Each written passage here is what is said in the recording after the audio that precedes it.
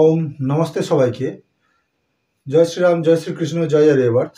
তো বন্ধুগণ, সনাতন বৈদিক ধর্ম চ্যানেলে আমি প্রবীর আপনাদের সবাইকে আরও একবার স্বাগত জানাই। তো বন্ধুরা, এই যে রামকৃষ্ণ মিশন, যাকে আমরা সাধারণ হিন্দুরা অনেকেই মনে করি যে রামকৃষ্ণ মিশন সনাতন ধর্মের বড় রক্ষক, তারা সনাতন ধর্মের ত্রাতা, তারা সনাতন ধর্মের উদ্ধারক। কিন্তু তাদের মতো সংগঠন যে সনাতন ধর্মকে কী ধরনের রসাতলে নিয়ে যাচ্ছে তার একটি জলজান্ত প্রমাণ হলো এই খ্রিস্টমাস। তার কারণ কি, আপনারা থানলে যে ছবি দেখেছেন, সেখানে ছবিতে আপনারা দেখেছেন যে রামকৃষ্ণের সঙ্গে কার ছবি? মা কালীর। এটা তো আপনারা প্রত্যেকেই দেখেছেন, কিন্তু তার সঙ্গে যীশুখ্রিস্ট দাঁড়িয়ে আছে। এটা কি দেখেছেন কখনো? দেখে নিন। অনেকে বিশ্বাস করবেন না যে রামকৃষ্ণ মিশন এরকম করে বলে। কারণ কি, একটি কালো চশমার পট্টি আপনাদের উপর লাগানো আছে। শুধু তাই নয়, রামকৃষ্ণ মিশন আবার কি প্রচার করছে না, ভগবান যীশুখ্রিস্টের পূজা। যীশুখ্রিস্ট ভগবান হয়ে গেল কবে থেকে ভাই? ভগবানের যে সংজ্ঞাটা সেটা ধরলে আদৌ যিশুর মধ্যে সেই গুণগুলো ছিল আপনারা কেউ বিচার করে দেখেছেন? বাইবেল আপনারা আদৌ ভালো করে পড়েছেন যিশুকে সেখানে ভগবান বা ঈশ্বর বলা হয়েছে কি না? যিশুকে বহু স্থলে দেখা যায় তাকে ঈশ্বরের পুত্র বলে সম্বোধন করতে। শুধু তাই নয়, সেখানে কোথাও কোথাও তো তিনটে ঈশ্বরের কথা পর্যন্ত উল্লেখ আছে, যেখানে ঈশ্বরকে বলা হয় এক অদ্বিতীয়, অর্থাৎ এক এবং অদ্বিতীয় ঈশ্বর। সেখানে ট্রিনিটির সিদ্ধান্ত আছে, অর্থাৎ ঈশ্বর এক নয় তিন। কোথাও বলা আছে ঈশ্বর তিনটি নয় একটি। অতএব তাদের ধর্মে এই যে তালগোল পাকানো জিনিস, ধর্ম তো না, ওগুলো হচ্ছে রিলিজিয়ান, মজহব, মত পন্থ সম্প্রদায়, এই খ্রিস্টান সম্প্রদায়, তাদের যীশুখ্রিস্টকে কি বলছে না, ভগবান যীশুখ্রিস্টের পূজা। হিন্দুরা আজ সেকুলার হতে হতে এত নিচে নেমে গেছে, তারা যিশুকে ভগবান বলে চালাচ্ছে এবং তার পূজাও তারা করবে। রামকৃষ্ণ মিশনের মতো সংগঠন, এ তো শুধু তো নতুন নয়, এই ইতিহাস অনেক পুরনো। কারণ কি, ওই রামকৃষ্ণ মিশন যাকে তাদের আরাধ্য মনে করে, সেই রামকৃষ্ণ অর্থাৎ গদাধর চট্টোপাধ্যায়, যার প্রকৃত নাম, তিনি যিশুর পূজা করেছিলেন, তিনি মোহাম্মদের পূজা করেছিলেন, তিনি তাদেরকে অবতার বলেছিলেন। শুধু তাই নয়, এই রামকৃষ্ণ মিশন তো যিশু আর মোহাম্মদের নকল মন্ত্রপন্থ আবিষ্কার করে ফেলেছে। যিশুর প্রণাম মন্ত্র, মোহাম্মদের প্রণাম মন্ত্র আপনারা কি দেখেননি? নেটে ভাইরাল হচ্ছে। আচ্ছা, এদেরকে আমি প্রশ্ন করতে চাই, কোন খ্রিস্টানদের কোন গির্জাঘরে রামকৃষ্ণের পূজা হয়? কোথায় সারদা দেবীর পূজা হয়? কোথায় তাদের গির্জাঘরে বিবেকানন্দজিকে স্থান দেওয়া হয়েছে? একটু কি বলতে পারবেন? পারবেন না। এই যে সর্বধর্ম সমন্বয়ের বলি, যে যীশুখ্রিস্ট মহান, মোহাম্মদও মহান, হতে পারেন তারা মহান, তারা তাদের কাছে মহান। মোহাম্মদ সাহেব মুসলমানদের কাছে মহান, যীশুখ্রিস্ট খ্রিস্টানদের কাছে মহান, তেমনি আমাদের কাছে ভগবান শ্রীকৃষ্ণচন্দ্র, ভগবান শ্রীরামচন্দ্র, মাতা সীতা, দেবী রুক্মিণী, এরা হলেন মহান।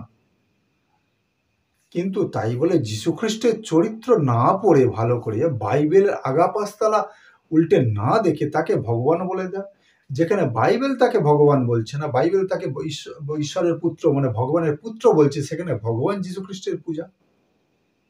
আরে ওদের বাইবেল কি নির্দেশ দেওয়া আছে আপনারা কি জানেন? যে তোমরা বিধর্মীরা, অর্থাৎ যারা নন খ্রিস্টান, তারা যে সমস্ত কি না মন্দির মূর্তির পূজা করে তাদেরকে ভেঙে দাও, তাই না তাদের যজ্ঞবেদীগুলো ধ্বংস করে দাও। আপনারা ঠিক তাদের পূজা করছেন। এই একমাত্র দেখেছি হিন্দু জাতি হলো এমন একটা বিনশোন্মুখ জাতি, যারা সর্বধর্ম সমন্বয়ে যে সেকুলারিটি যে সমন্বয় করতে গিয়ে তারা কি করে, তারা দেখে না অন্যান্য সম্প্রদায় তাদের প্রতি কি মানে মনোভাব রাখে।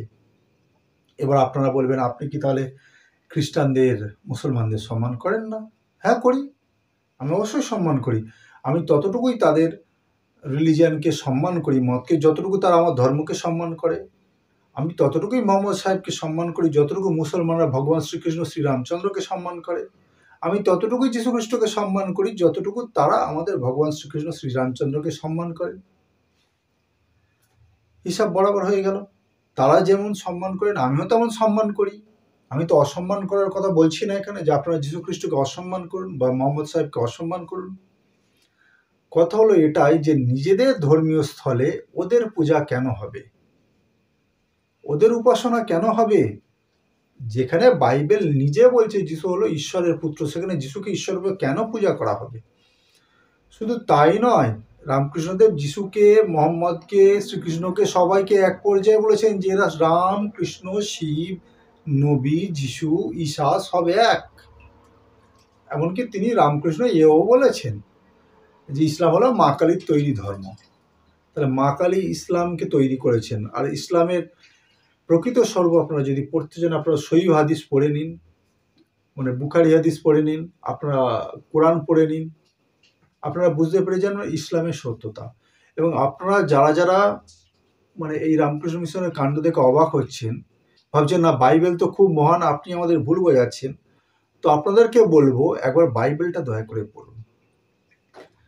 নয়তো হিন্দিতে একজন একটা পুস্তক লিখেছিলেন, লোকটার নাম ছিল আগে মাইকেল জন ডিসুজা।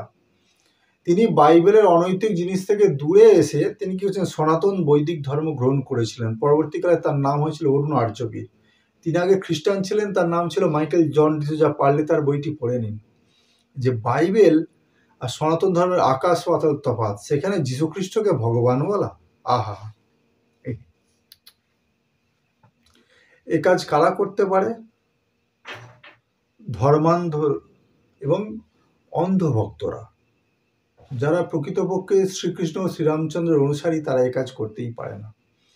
আর শ্রীকৃষ্ণ শ্রীরামচন্দ্রের সঙ্গে রামকৃষ্ণকে তুলনা রামকৃষ্ণ দেবের, এও ঠিক না। আর রামকৃষ্ণদেব ভগবান, এই ভিডিও পরে আনবো যে রামকৃষ্ণদেব ভগবান কিনা।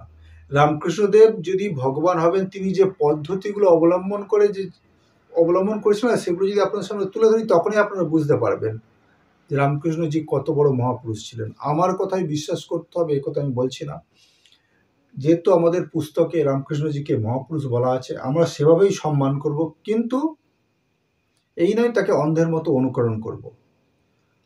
আমি বা আমরা আপনাদেরকে প্রত্যেকে ঈশ্বর যুক্তি বুদ্ধি দিয়েছেন, আপনারা প্রত্যেকে কাউকে অসম্মান না করে তার যে কার্যকলাপগুলো, তাদের যে বাণীগুলো আপনারা পড়ুন, যুক্তি বুদ্ধি সহকারে বিচার বিবেচনা করুন, তারপর তাকে অনুসরণ করুন। হ্যাঁ, তাকে অনুসরণ করব না মানে এই নয় যে তার আমি অপমান করব। আমি রামকৃষ্ণদেবের বহু বাণী মানি না, তাহলে আমি তাকে অসম্মান করছি? এটা তো মোটেও না। যেন আমি গান্ধীজির বহু নীতি মানি না, তাহলে আমি গান্ধীজিকে অপমান করছি না? তার সঙ্গে আমার ওই নীতির মিল খায় না, তাই আমি মানি না। বহু জিনিস সমাজে প্রচলিত আছে, যেমন কি চোরেরা চুরি করে, তাই বলে তাদেরকে সমর্থন করব? সমর্থন তো করব না, কারণ সেটা আমার মতে অনৈতিক। যার মতে নৈতিক, যেমন চোরদের মতো ওটা নৈতিক, ওই জন্য চোরেরা সেটাকে সমর্থন করবে, চোরদের মতে সেটা ভালো। তেমনভাবেই খ্রিস্টান মত খ্রিস্টানদের কাছে ভালো, আমার সনাতন ধর্ম আমার কাছে ভালো, ইসলাম মত মুসলমানদের কাছে ভালো। অতএব আমি কেন অন্ধের মতো তাদেরকে ফলো করতে যাব? তারা না তো সর্বধর্ম সমন্বয় করে, তারা না তো সেকুলারিটি বাড়ায়, সর্বধর্ম মানে ধর্মনিরপেক্ষতা জাগায়। শুধু এই দায়িত্বটা শুধু হিন্দুদের। তারা তাদের গির্জায় শ্রীকৃষ্ণের পূজা করুক, শ্রীরামচন্দ্রের পূজা করুক, আমিও নিজের ঘরেই যিশুর মূর্তি রেখে পূজা করব, আমার কোনো এতে আপত্তি নেই। তারা যদি করে তো, কিন্তু তারা করবে না, শুধু আমরা করবো, এ তো ঠিক না। আর রামকৃষ্ণদেব ভগবান, এই ভিডিও আমরা পরে আনবো। তো তার আগে একটি ভিডিও আনবো যে এই যে বাইবেল থেকে যে রামকৃষ্ণ মানে বাইবেলের সঙ্গে যে এত মিল, রামকৃষ্ণ যে যিশুর পূজা করেছিলেন, সেই বাইবেলে যে কী ধরনের অনৈতিক কথা আছে, সেই ভিডিও আপনাদের সামনে খুব শীঘ্রই নিয়ে আসবো। তো আপনারা দেখতে থাকুন একের পর এক। তো আজকের মতো এই পর্যন্তই। নমস্তে।